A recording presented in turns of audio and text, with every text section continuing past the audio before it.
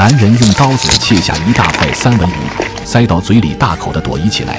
冰冻的三文鱼微咸带有一丝甜味，紧实的口感吃起来有点类似雪糕。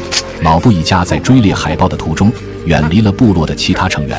此时天色渐暗，他要为家人寻找庇护所，否则晚上的暴风雪会将他们冻成冰雕。一把骨头削成的刀子便是切割血块的利器。由于时间紧，任务重，老布切割的血块明显比之前薄了1倍。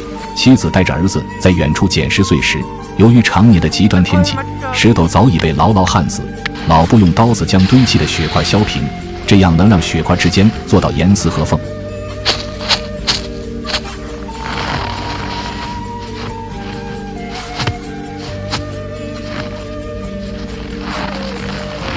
随后将随身携带的驯鹿皮卸下，由于天气太冷，他们已经等不